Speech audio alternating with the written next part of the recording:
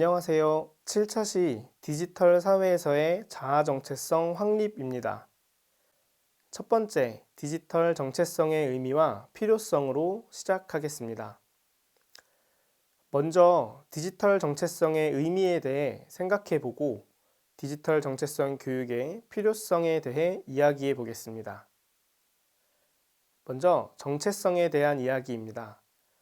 정체 또는 정체성은 변하지 아니하는 존재의 본질을 깨닫는 성질 또는 그 성질을 가진 독립적 존재라고 표준국어 대사전에 정의되어 있습니다. 그리고 비교적 일관되게 유지되어 자신이 스스로 세상 안에서 사람들과 함께 한 개인으로서 존재한다는 자각에서 시작한다고 합니다. 즉, 정체성의 형성 과정에서 아동은 다른 사람들과는 다르다는 것을 인식하고 자신의 소망, 사고, 기억, 그리고 외모를 갖고 있다는 자각을 갖습니다. 따라서 정체성이란 용어는 자신 내부에서 일관된 동일성을 유지하는 것과 다른 존재와의 관계에서 어떤 본질적인 특성을 지속적으로 공유하는 것 모두를 의미한다고 할 수 있습니다. 또한 정체성은 사회적 상황 안에서 개인이 갖는 역할의 정의와 함께 성취되는 개념으로 자아 존중감과 유사한 개념으로 생각할 수도 있습니다. 다음은 디지털 정체성입니다. 디지털 세상에서 정체성은 제한적인 오프라인 공간의 한계를 넘어 확장성이 있는 디지털 환경으로 전환되는 현재의 시점에 중요한 개념으로 떠오르고 있습니다. 실생활에서의 정체성은 구체적으로 나타나며 청소년기가 끝날 때 어느 정도 안정성을 갖게 됩니다.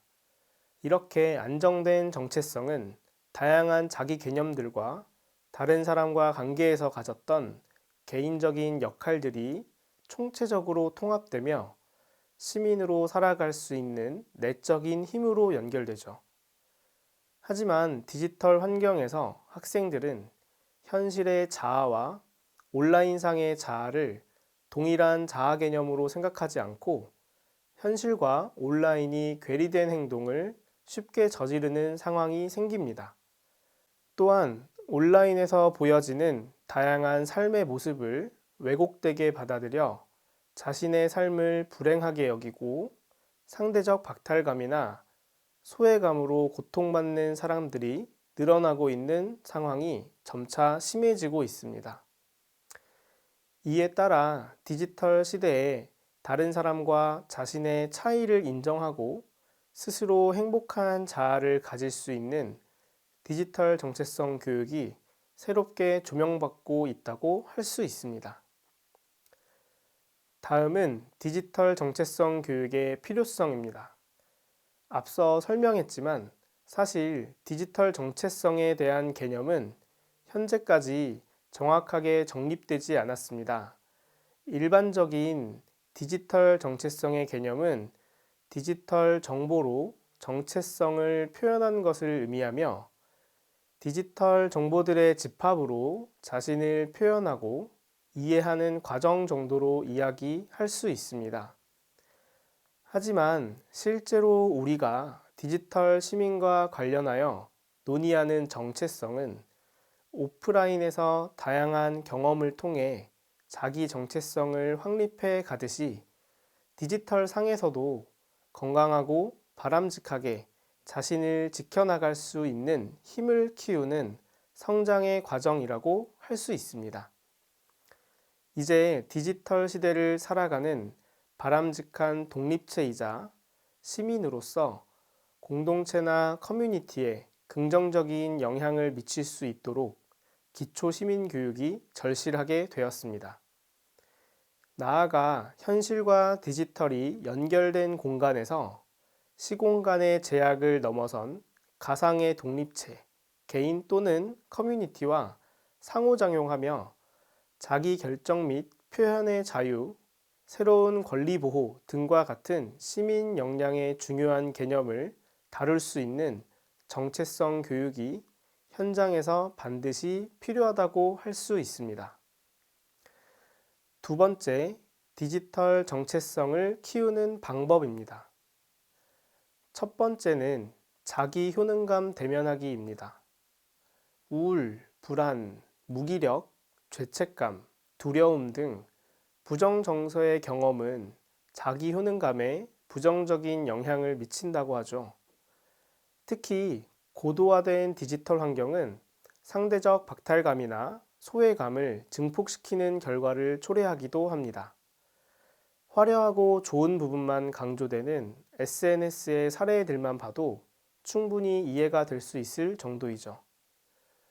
부정정서에서 벗어나 긍정정서를 함양하기 위해서는 먼저 자신의 정서 상태를 점검하는 것이 필요하고, 절대적인 것들은 아니지만 긍정성 검사를 통해 자신의 정서를 돌아보고 스스로 성찰하는 기회가 제공될 필요가 있을 것 같습니다. 세계적인 심리학자 마틴 셀리그만에 따르면 과거 심리학은 우울증을 연구하고 그것을 감소시킬 방안을 찾는 등 질병 모델에 집중해 왔다고 합니다.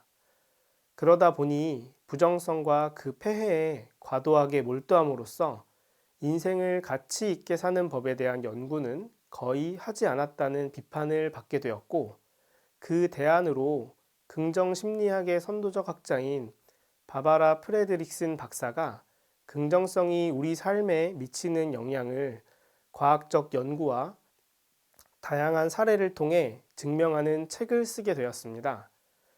긍정성 검사는 바바라 프레드릭슨 박사의 긍정성 비율 검사를 참조하여 제시한 것입니다.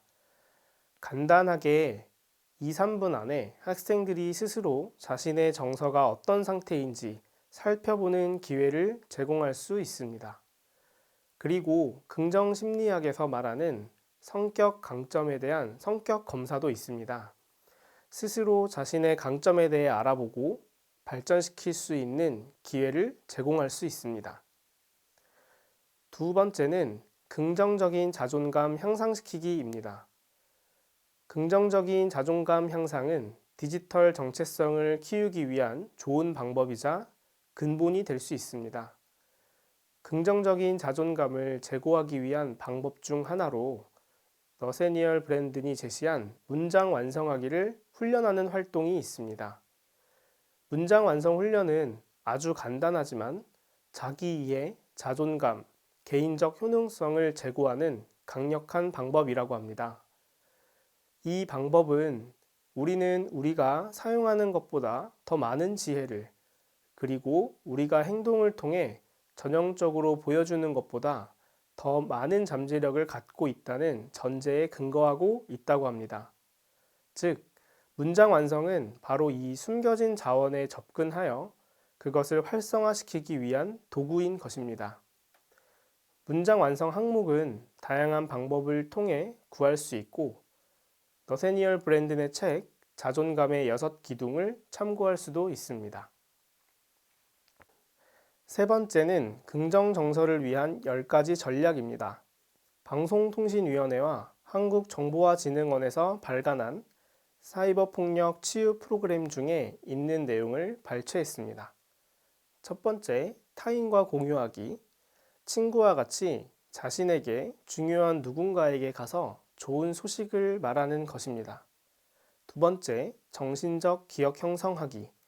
잠시 멈춰서 자신이 기억하고 싶은 것을 의식적으로 인식해 보는 것입니다. 세 번째, 더욱 나쁜 결과와 비교하기.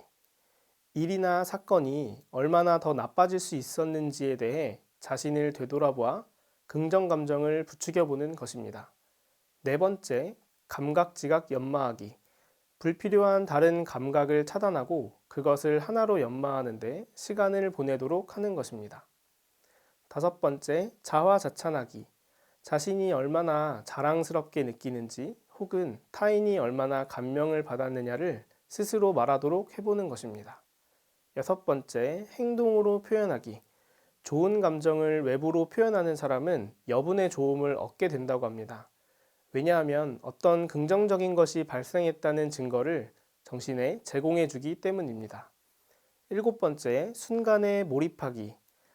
자신의 의식적인 사고를 끄도록 노력하고 특별한 순간에 생기는 긍정 감정을 최대한 흡수하도록 하는 것입니다. 8번째, 시간이 매우 빠르게 지나감을 자각하기. 좋은 시간은 빠르게 지나감을 기억하고 순간을 의식적으로 즐기라고 자신에게 말해주도록 하는 것입니다. 9번째, 축복을 헤아리기. 사랑하는 것을 가질 수 있음이 얼마나 행복한지 말하도록 해보는 것입니다. 10번째, 흥을 깨는 사고를 피하기. 부정적인 사고를 피하는 것은 긍정적으로 사고하는 것만큼 중요하다고 합니다.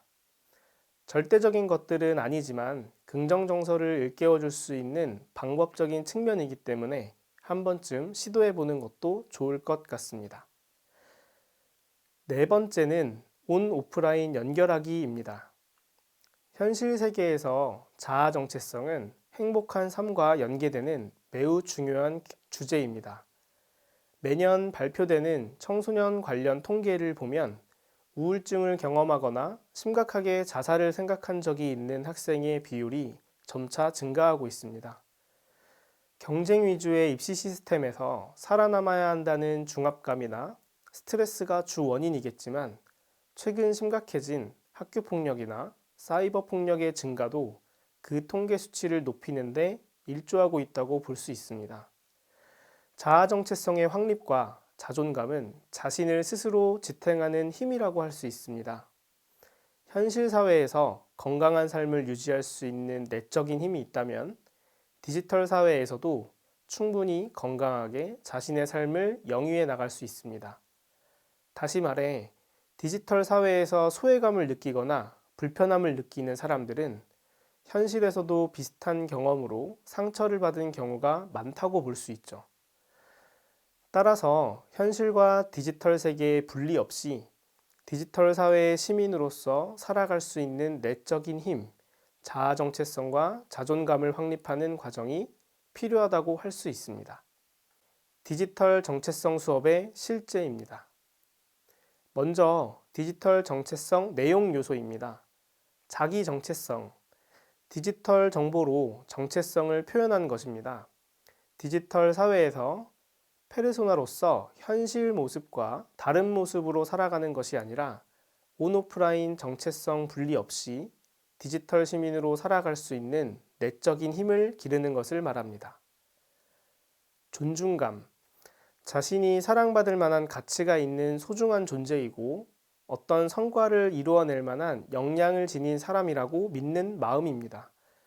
자아 존중감이 있는 사람은 정체성을 제대로 확립할 수 있고 정체성이 제대로 확립된 사람은 자아 존중감을 가질 수 있기에 디지털 사회로 전환되면서 스스로 소중한 존재라는 생각을 가지고 긍정적으로 살아갈 수 있는 힘을 기르는 것은 중요한 요소라고 할 수 있습니다. 평판. 평판이란 남이 아는 나의 모습입니다.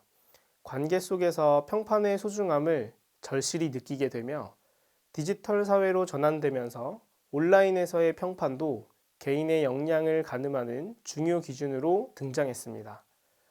사회생활을 시작하는 순간부터 일생 동안 따라붙는 사회적 평가가 평판의 중요한 요소입니다.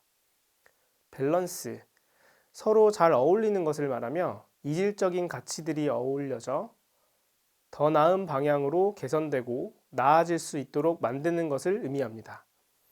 모든 것이 같아짐을 통한 어울림의 의미가 아니라 다양성을 유지한 상태에서의 어울림을 의미하며 디지털 환경에서 온 오프라인, 세대 간, 성별 간 다양한 생각이 존재하므로 상호 밸런스의 균형을 뜻합니다.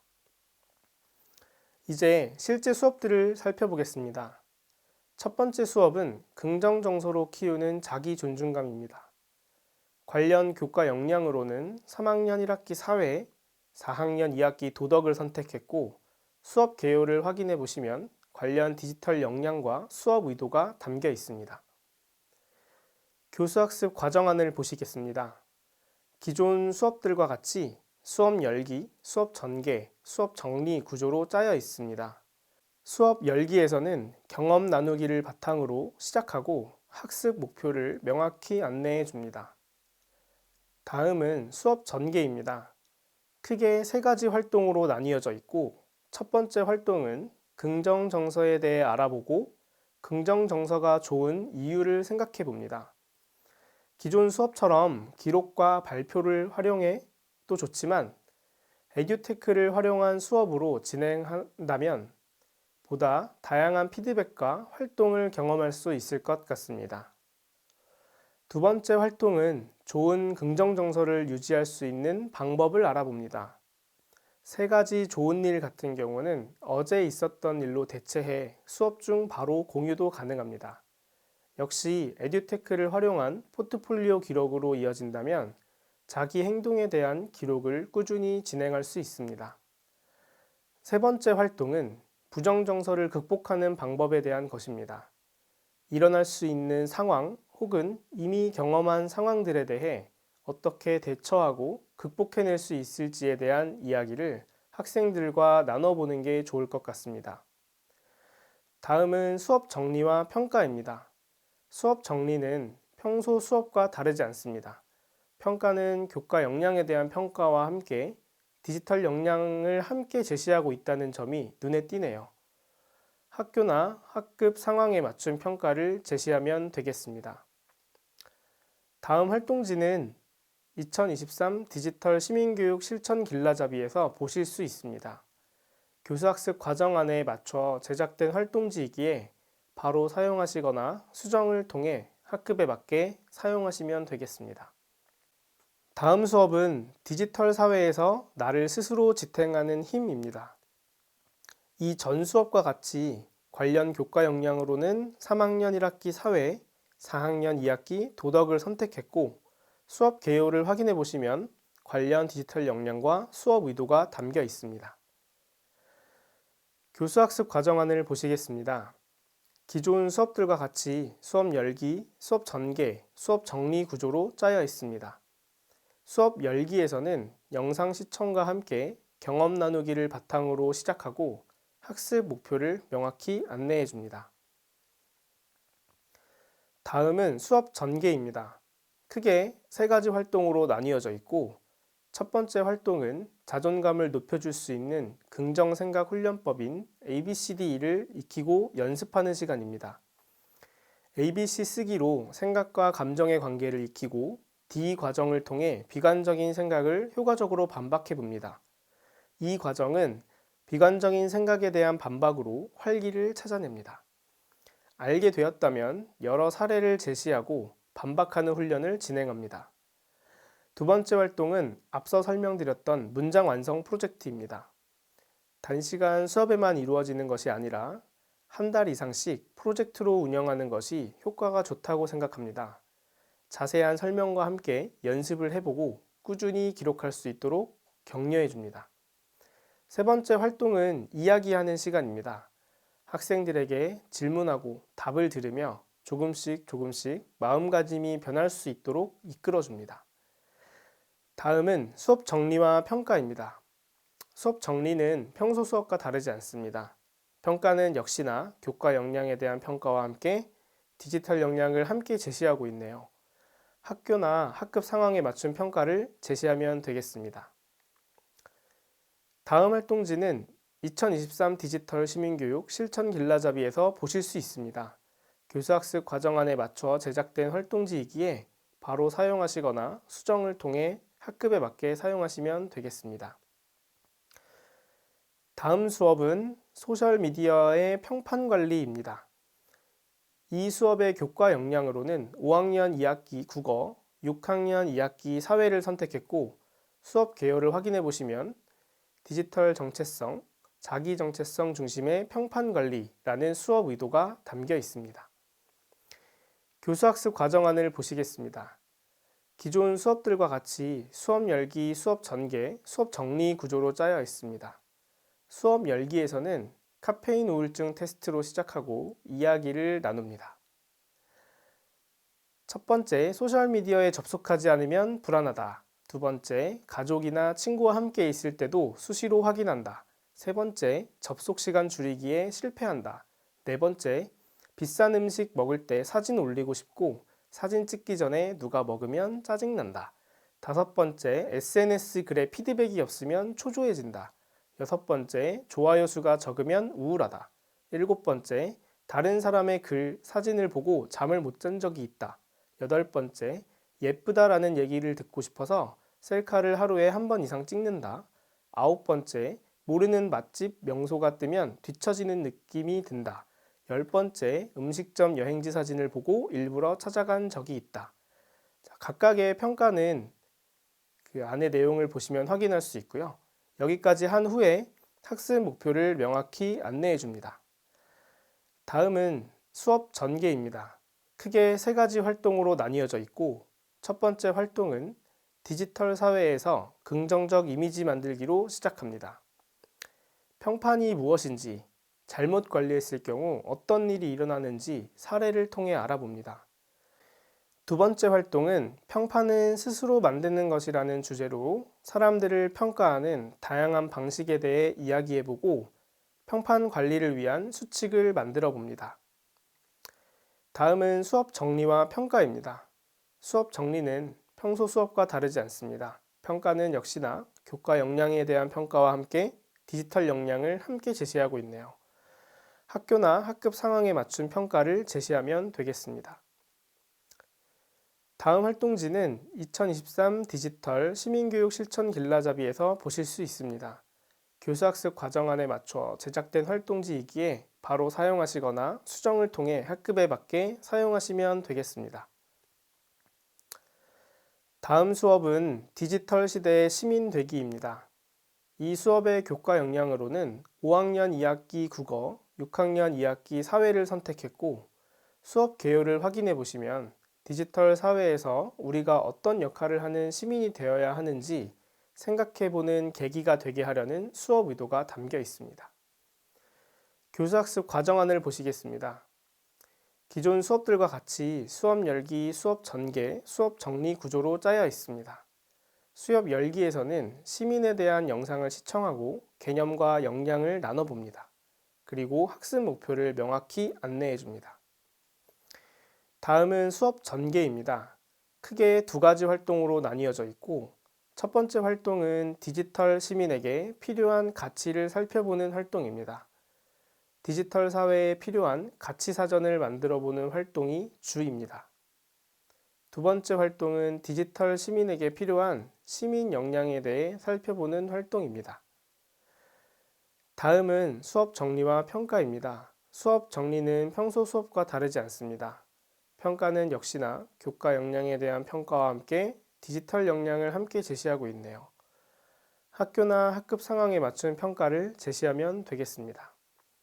다음 활동지는 2023 디지털 시민교육 실천 길라잡이에서 보실 수 있습니다. 교수학습 과정안에 맞춰 제작된 활동지이기에 바로 사용하시거나 수정을 통해 학급에 맞게 사용하시면 되겠습니다. 수고하셨습니다.